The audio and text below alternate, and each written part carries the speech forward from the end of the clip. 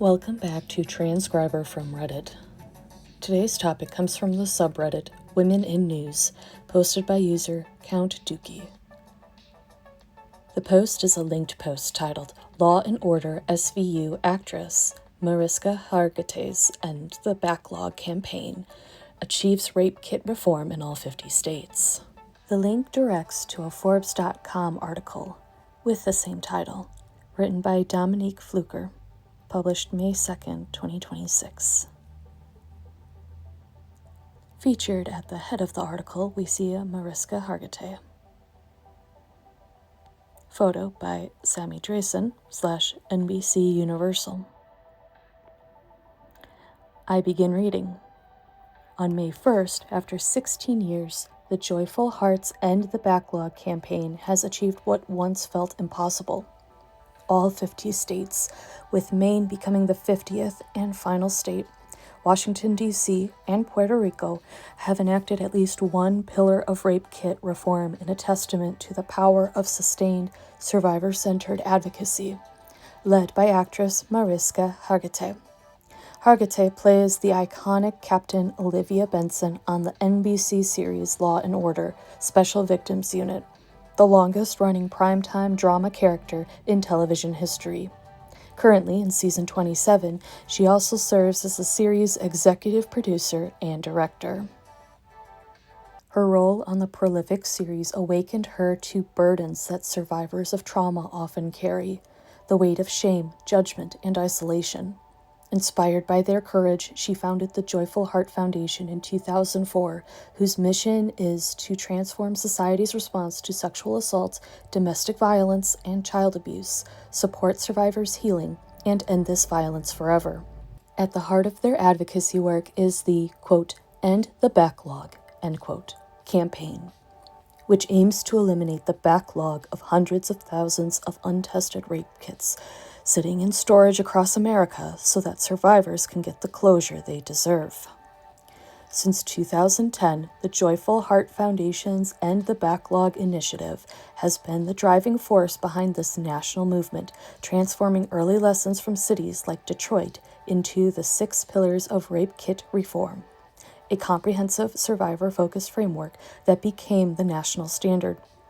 Built on nearly 75 expert interviews and a 50-state policy analysis, the 6 pillars encompass everything from mandatory kit testing and statewide inventories to survivor notification rights and dedicated funding, ensuring no kit and no survivor story is left behind. Quote, Today marks a watershed moment not only for the state of Maine, but for every survivor who has asked if their rape kit was forgotten, if their truth was abandoned on a shelf, if they have hope of finding justice.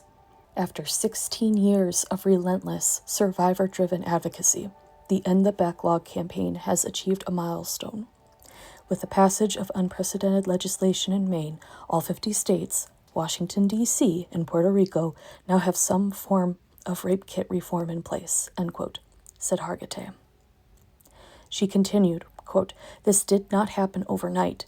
It happened because survivors spoke their truth. It happened because advocates refused to let urgency become complacency. It happened because Representative Geiger, Senator Bennett, and Senator Dusen, along with many other inspired legislators, championed a cause that demanded their persistence and years of dedicated work. And it happened because our community insisted that every survivor deserves accountability, transparency, and dignity in the handling of their kit, end quote.